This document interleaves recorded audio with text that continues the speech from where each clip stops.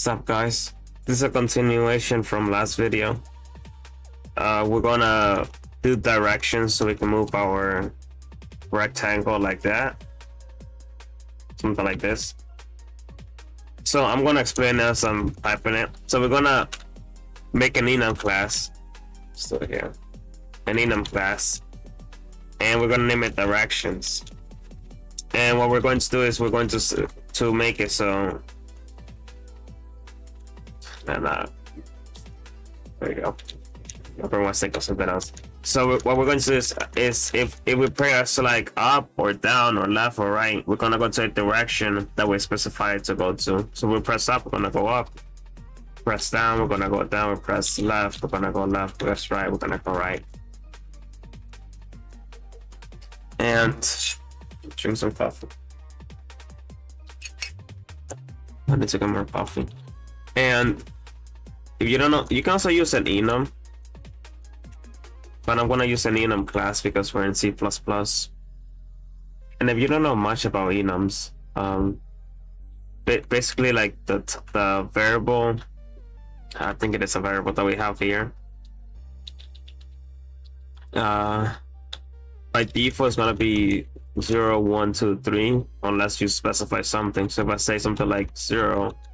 I specify that the up value is 0. Whatever comes after will follow that. So 0, 1, 2, 3. If I do 3 here, then up will be 3, and everything else will be 4, 5, and 6. If I do something like this, then it'll be 0, 2, 3, and 4. You can look at the document. Oh shit! You can look at the documentation to learn more, but yeah. And we're going to have this directions. We're going to make a variable of directions type to be in direction and type to be in entity type, and by default it's going to be directions. It's going to go up. So by default the direction is going to go is up. After that, what we need to do is we need to change these keys. So we need to change this one, the right, the left, the down, and the up. We need to make it now. When we press the key, the square directions is gonna be directions that matches. So if we press up, I want it to go up. Square directions, these directions. If we press down, I want it to go down. Use something like this, so it's easier. Left, right. So we run it now. You can see nothing's happening. That's because now what we need to do is in our update function, since our update function handles all logic, we're gonna make it so we're gonna have a switch statement. You can have if statement as well. So like if square direction is directions up, it does something. But to make it more simple, I'm gonna have a direction, and then based on each case, so like a direction, directions. So if the case is direction up, then we're gonna move our square rect.y up by a square size. And you can see we're getting like a warning. We'll check it out. What is it? It basically says enumerate values down, left, and right on our handle. It's basically telling us that values that are not up are not handled by the switch statement. To handle any errors like that, all we gotta do is just at default. That's it. So anytime it has to handle a value that is not one we specify with case, it's just gonna call it default. Then we can do the rest default down.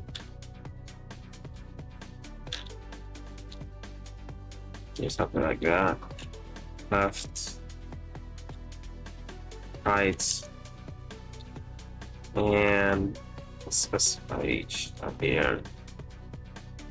So we have x plus y plus. Now if we run it again, you can see it's not showing up.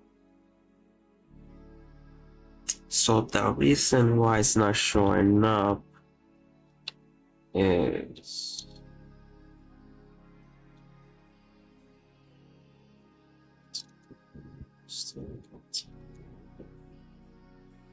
okay. I think I got it. So if we slow it down, it's to 60. You can see. So our game is updating way too fast. So in SDL2, there was a render flag that allows you to put VSync, and it'll make the window run, or the window the render or both run your monitor VSync. So by default in SDL2, the VSync was off. I don't know if that's the case for SDL3. I don't know if the VSync is off in SDL3, or is it on by default in SDL3. My guess is that maybe it is, because I don't see a render flag, but I could be wrong. You can look it up and see if that's the case. But what I'm going to do now is I'm going to get rid of the I already got rid of it. So what I'm going to do now is I'm going to make a way to control our FPS. So let's make a constant expression. I'm going to make it be an int. That way we can handle it. That way if it goes negative, it can handle it. You can also do UN32, or you say an unsigned int, or long, whatever you care. But I like but I just wanna make a BF and int is, I don't know, maybe it like reaches a negative, it doesn't like get to like the same extreme value. So I think this is more safer. And I'm gonna draw it. I'm gonna make a okay. So the way the math works for FPS is we need to get the time, and we gotta subtract it. Sorry, we gotta divide it by our FPS, and it's gonna tell us how much period of the time it has to run for it to reach a second. So if we gotta draw 60 frames every second, we have to find how many time is it that it gotta draw a frame. That way it reaches 60 seconds when it draws 60 of those frames. I just wanna like quote it because I'm probably not that good at explaining it. So we got a constant expression double. Again, so you can use const or constant expression. Constant expression just compile time. Const is runtime. You can look it up more in your own time. I don't want to take too long with this. So now we're gonna name it draw interval, which is the interval on how much I'll be drawing, and the math is going to be so SDL. The way SDL handles ticks, this is what we're gonna use to get the time. You can see so we do something like 64A SDL get ticks. You can see the ticks it gets, it handles it in milliseconds. If you're in SDL2, you need to use the SDL get tick 64 functions if you want to follow up with this. As you can see, it got renamed to SDL get ticks in SDL3. But what SDL get ticks does is in SDL3, it returns a 64-bit value and handles that time in milliseconds. In SDL2, it returns a 32-bit value, and I don't know how it handles this time. I think maybe the same way, but it's SDL3, so I'm gonna just follow it with it. So,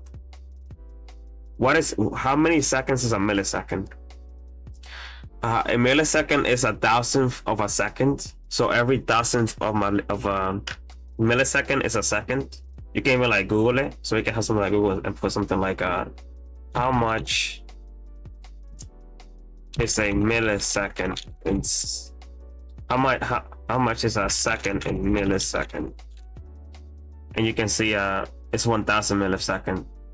So we can like revert it. 1 millisecond is 1,000 of a second, which is, sorry for the image. So yeah, so that's that math.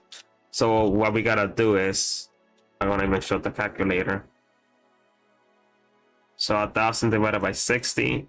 So we gotta draw a frame every 16.666667 a second. A millisecond. We gotta draw a frame that way it reaches 60 frames in 1 second. You got all that? It's okay if you didn't. You just gotta practice. So that's how we're drawing to, so we know how much we're going to have to draw it in order to get 60 frames. Now what we're going to do is we're going to make additional variables. So we need the current time. We can do, let's do UN64 bit. So we need to do something like current previous time. Actually, it's going to be previous time to be SDL3. So this is going to be the time before we ran our game loop. And as you can see, SDL3 returns a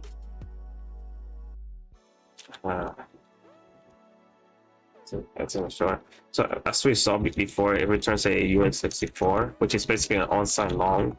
You can do it this way, or you can write it as UN64. If you look at it, it's just rewritten as SDL just rewrites it as UN64, and unsigned long. It's just another data type of I just want to show it. I'm just gonna do UN. I'm gonna do unsigned long since it's more universally known. So unsigned long previous time, and then we don't need a delta time. We want to make it be a double because we're gonna delta time is gonna use our draw interval, and we're also gonna need a current time. But we're not gonna initialize it. We're not gonna give it a value yet. And I think that's it. So now our current time is gonna be SDL6. So this is the time it started from our game loop. So now we need to get the delta time, which is the current time, which is going to be the current time minus the previous time divided by our draw interval. This is going to handle the current time to draw a frame by. So each time delta time reaches one frame, we're going to update and draw our 1 frame time. We're going to draw and update our update and render function, and then we make our previous time be the current time, and you can see oh, hold on, I almost got an error. Gotta do a plus equal here. That way I keep adding onto it until we get 1 frame of a time, so then we can draw it. So you can see that little loop here with the previous time and the current time. That way we get the appropriate time, the current time, which is the delta time. So delta time, if delta time is 1 FPS, if 1 frame of time passes, there we go.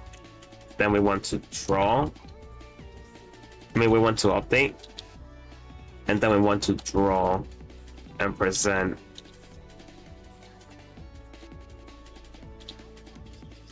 our window. And then we want to decrement delta time by 1. You can also do something like this, but I'm gonna do this. That way it's more readable for you guys. And if we run it now, you can see it's a little more slower, but we need a way to like document if we actually are running at that time. And that way you guys actually know it's on 60 frames. So we're gonna need a timer. So we're gonna do double timer, and we're also gonna need a variable to store each frame. Let's make a UN32. Also make a UN16. It'll be a whole 63,000 value. Actually, I'm just making it complicated. I'm just gonna make it an int. I'm gonna make a uint 32. Frames. Frames. Frame. I don't remember frames. And so the time is gonna store in the current time, previous time, but we won't pass in this draw interval because we're not trying to calculate the frames we wanted to run by. Instead, we just want to calculate timer. 1 second minute times. I guess I got something else named timer. I don't know. That's just weird. Whatever. So we're just gonna name it times, and times is going to contain the current time minus cycle time, and it's being equal. So once we're also gonna implement the frames to show, yeah, we want a frame here, so we call this function. And then once the timer times hits 1 second, so once a second passes, we're gonna reset the times, and then we're going to log out. We're gonna put a log. We're gonna like give us information about FPS, and we're gonna make a U. We're going to make a new line, and it's gonna be the frames, and the frames gonna be 0. There's probably better ways to name this. I'm just not slow thinking when it comes to thinking on the spot. Anyway, if we run it now, oh whoops, I think it is plus equals. Yeah, it is. As you can see, the FPS is, you can see, 60. And if we lower this, oops, it will, you can see it's lower now. It's now on 30 FPS. With the way, well, now it looks more manageable. But as you can see, there's a big problem here when we have on 60. Just a big problem. The problem is that we're running it on 60, but that's still so fast for it to handle it. So what we can do is we can have another. What we can do is we can make it so that this is bothering me so much. Timer. I want to name it timer. Don't care. Timer. Wait, there's a timer function. Timer create. Ah, shit. Total time. There we go. Total time. Wait, no, that doesn't really make a whole lot of. Ah, shit. Times. Fuck, what the fuck did I name it? Time since. There we go. Time since. Time since. There we go. Then we're gonna have times. This be time since. I'm so sorry. I'm so sorry. I'm sorry for making making this be. That it should still run now. Okay, it works. Fuck. Shit. What the fuck was I gonna do? Oh, we have to now make it have a way to independently the time for it to move be independent from the time that the window moves. Which is this is like a combination game development, and I showed you.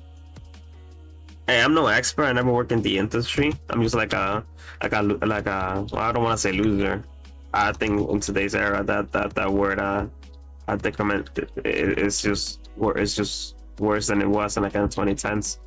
But I'm just like I'm not a professional. So the way I do it is I have a variable. Well, I have a variable, and we're gonna name this variable. We're gonna make it a double.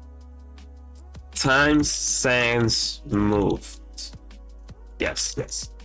And we're gonna, since we're gonna put this variable in the update, it cannot be a global scope because we don't want to reset it. And it's gonna be an update. It's gonna be passed as parameter. So we're gonna have the double. We're gonna take in the delta time, and we're gonna have the double for the time since moved. And we're gonna pass in the delta time here and the time since moved. Times? Oh my fucking god, this damn word. Times is time since move. Time since move, okay? Yeah, I name it good here.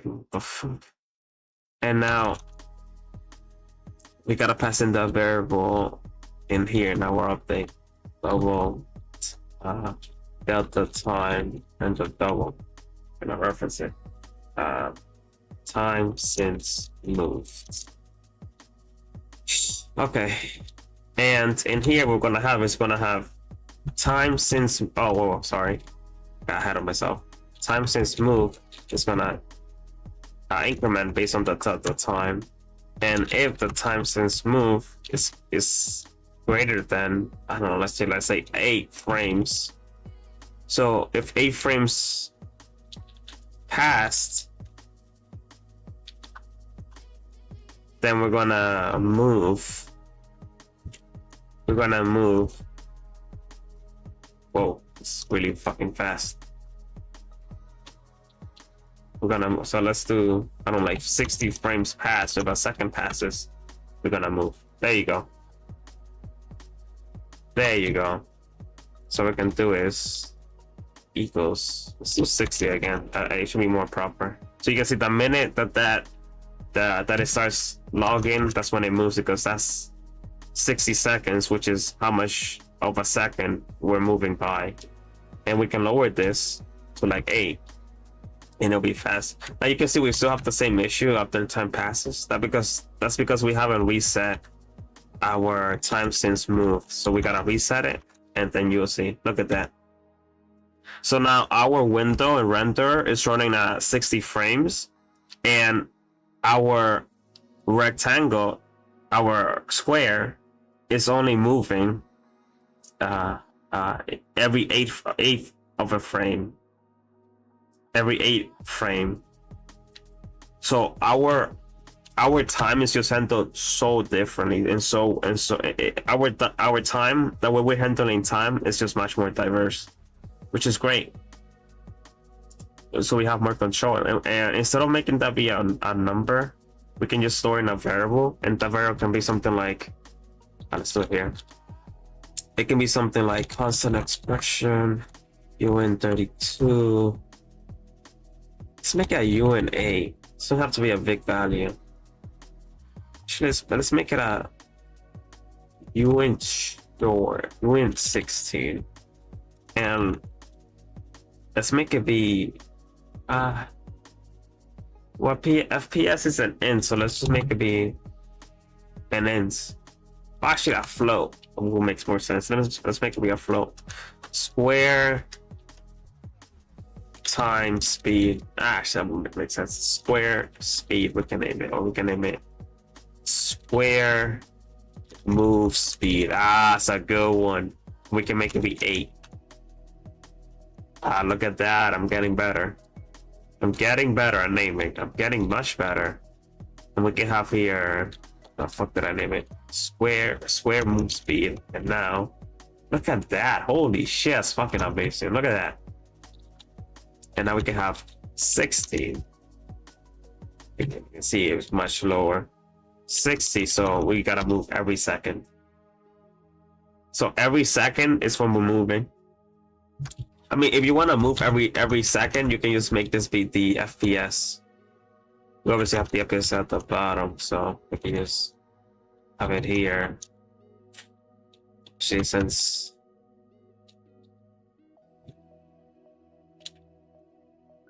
so as you can see, it'll move by every frame second.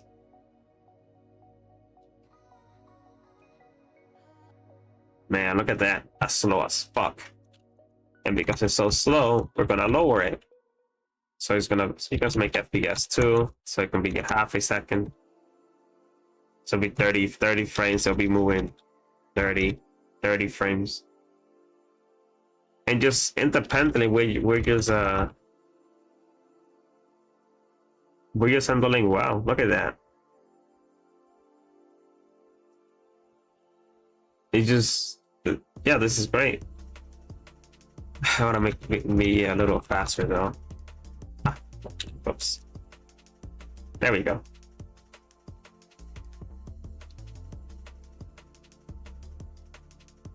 It's a little bit too fast.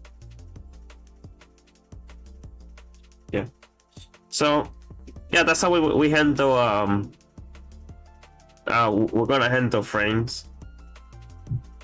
I hope my explanation was clear. If you're still confused on how the frame is being handled, best I can say is you can like keep doing it and like tinker around with it, or like make your own project and put the same thing, and messing with it can help you like understand it better.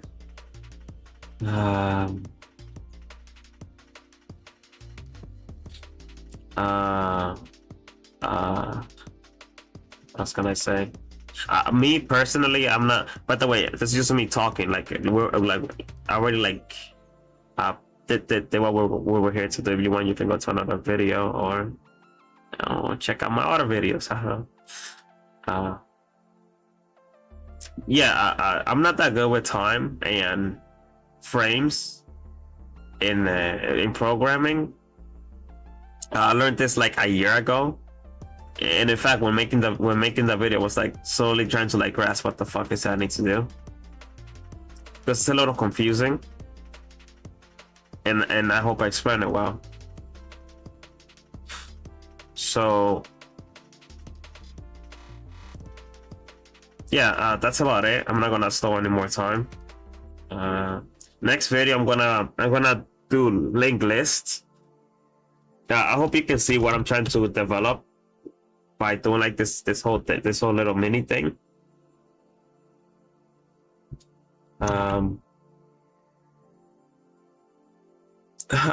So with lists, I'm gonna do it the traditional way. C++ has a list class, and I don't know, it's something like I think it's a center list, and then list something, and then you got like all this shit. I never really have used this library, but I'm not gonna do it that way. What I'm going to do instead is I'm gonna do it the traditional C way, but with some C++ element added onto it, which I won't know. I don't know what those elements are, right? I'm just gonna wing it. But if you're coding something like C and you're following along, you shouldn't be too lost. Plus, it's just much easier to see it.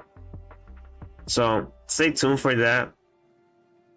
We're gonna have to probably change a lot of entities to make that happen, because what I'm going to make a linked list of is going to be the rect and entity. That way we have a bunch of rects following the other rect. So we're gonna have to change entity for a bit. That should be it. We're gonna tackle this problem together. So stay tuned. I hope you enjoyed, and take care. Bye bye.